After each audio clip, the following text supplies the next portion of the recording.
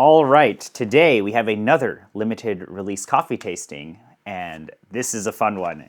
This is Archetype's Lucy Fernanda Galindez Pink Bourbon. This is a wash process coffee that is super loud. This is one of my favorite coffees that we've done in the past few months, and the reason why I said in the past few months is that we had this coffee on Secret Stash, and by very popular request, we decided to do a limited release of this coffee for everybody to pick up.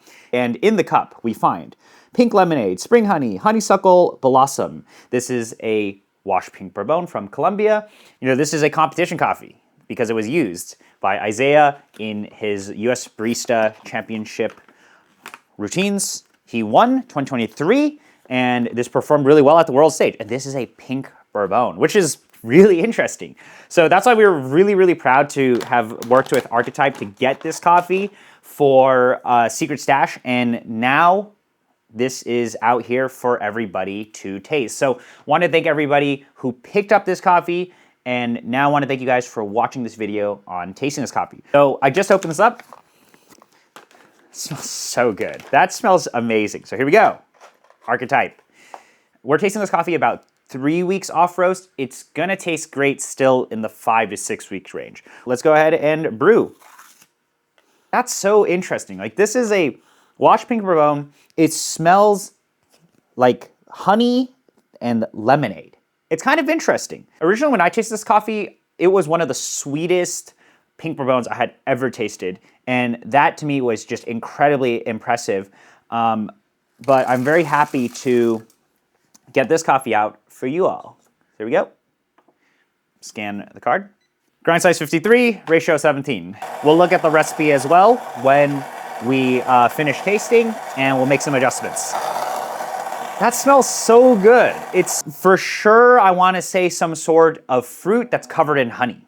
It's like honey-covered fruits. This is a coffee that when you brew it, your room is gonna smell amazing.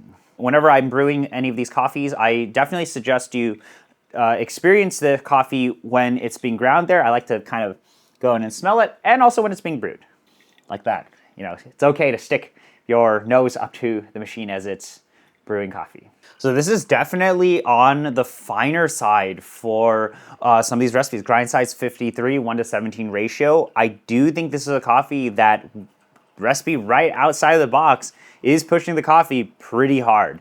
So I'm really interested to see what people think about this type of presentation. Whenever we release coffees nowadays, sometimes people love the recipe, sometimes people make the adjustments themselves. It's very subjective, of course, but this is in line with what I would personally do for a coffee like this, which is really try to push the coffee and see what happens and then make adjustments from there. But as you see there, it's gonna finish up at around, I would say, almost 3 minutes. So we're at about 240-ish right now. All the water's been poured. There is an additional level of agitation here in this recipe, and we're seeing that constant flow through the X-Pod, but look at how dark that looks. Like, this is well extracted right there. Okay, so this is finishing up about now. There we go. But look at this. Wow. I like to take the pot out, set it on the drip tray there, but look at that. Oh, all right. That's smelling great. So with all of these coffees, please taste them when they are hot, when they're warm, and then when they're cool. You want to evaluate coffees, and more so I think this is just fun as a coffee enjoyer, is to just see how the coffee changes as you sip it. And I like to pour a little bit into the cup here, swirl it around, give it a smell. Ooh. It smells so sweet. Nice. Very sweetness forward here when it is this warm. I'm actually quite impressed by how well this coffee is tasting this warm. I'm letting it cool down now. It's lingering. Like, this was the thing I was telling you about before when I was brewing it, is there's just this level of sweetness that is very impressive with a pink bourbon. Usually, I think a lot of people think pink bourbons have this intensity of acidity, but for this coffee, it is this intensity of sweetness, especially when it is hot. Now that it is cooled down, let's give it a taste. Oh, wow. That is really nice. I definitely am getting some sort of like pink lemonade, and then there's like a wrapping of honey around it.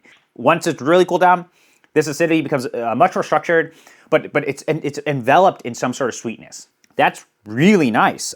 I do think with this recipe, it is really showing you what is inherently in the coffee. Like it's pushed hard. I mean, I'm tasting this, I'm like, yeah, this is tasting like a high extraction cup.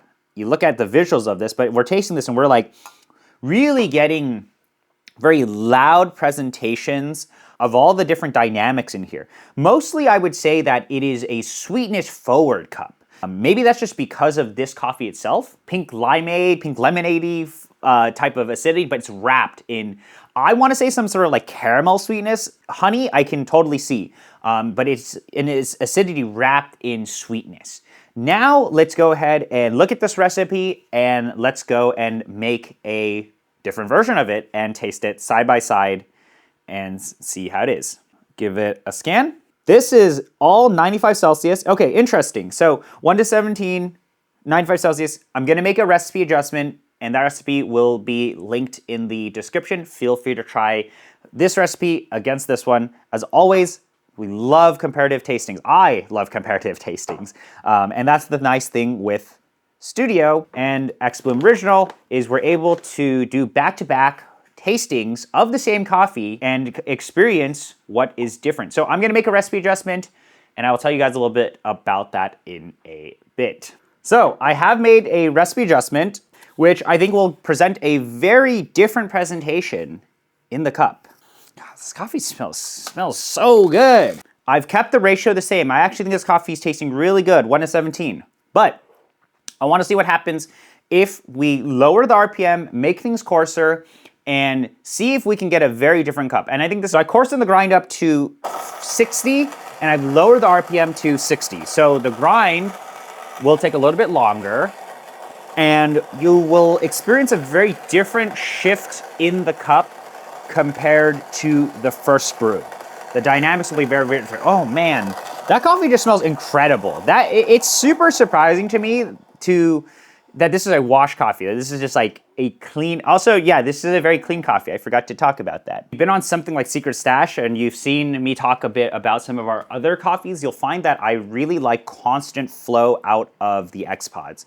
Is that if you are, one, seeing the weight value of your, of this line kind of go up, and you're also hearing and you're also seeing the streams of coffee coming out of the pods, or even Omni Dripper, depending on how you're brewing the coffee. You know, this is the easiest path to getting a lot of those expressive qualities out of a lot of our limited releases, which do tend to be on the lighter side. I've kept a lot of the recipe to be the exact same. I've just made a few adjustments. The main ones are the RPM, the grind, and also some of the temperatures. The main thing is that I think what you will experience that is very different is the RPM adjustment for Studio, is that it's going to create a much more harmonious cup, especially versus the first one. And the second one is also the coarser grind size. I wanted to just see if we keep the flow going, what happens to the acidity, especially this pink lemonade note. And then third is also the temperature. I wanted to lower the temperature to see if we can maybe really round things out. This here I would say has this very strong linger of acidity and of sweetness. I want to see what happens is, can we make that and kind of round it out? But there we go. Our brew finished at 3:11, so very, very similar brew times between the two. Let's give this coffee a little bit of a taste and see how it is. So again, taste it hot, and as it cools down, see how the coffee changes in terms of its presentation, the dynamics, and see if you like one better or two better. Still smells amazing. Okay, when it's hot. Okay, interesting. I would say that the type of sweetness has greatly changed. Definitely not this like super intense syrupy honey sweetness that I was getting before. It does taste like honey, but it's a much smoother and lighter presentation of sweetness on my tongue. And then I think the biggest difference is going to be when we really cool the coffee down and give it a taste. Okay. Acidity, Very, very defined. Very sweet. The acidity is just in there. It's like very balanced, very harmonious.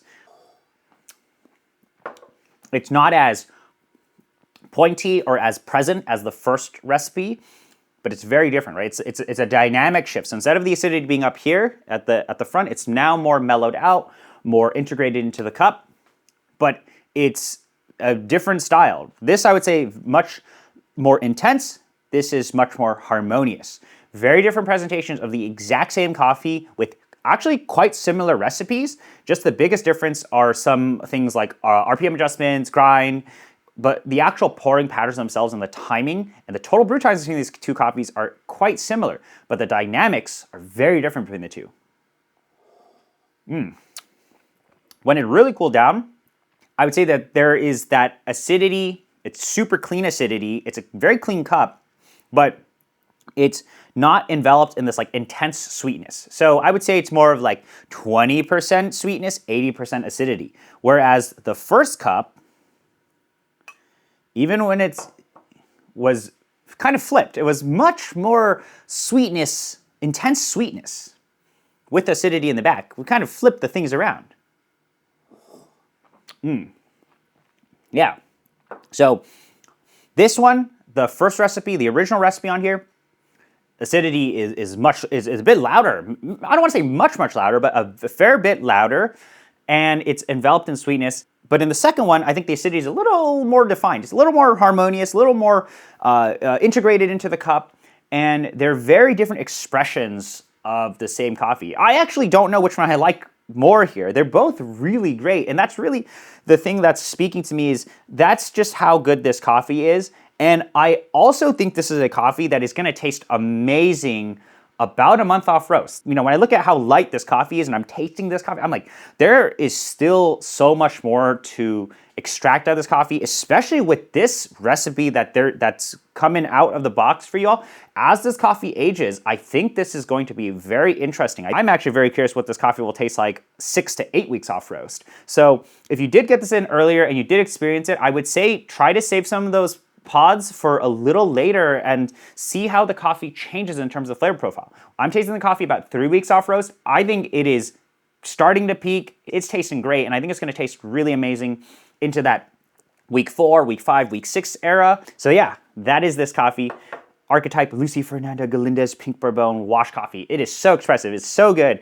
And I want to thank Archetype for working with us on this release. And I want to thank you guys for watching this video, picking up this coffee. If you have any questions, as always, with anything X-Bloom, let us know. But thank you so much, and we'll see you in the next one.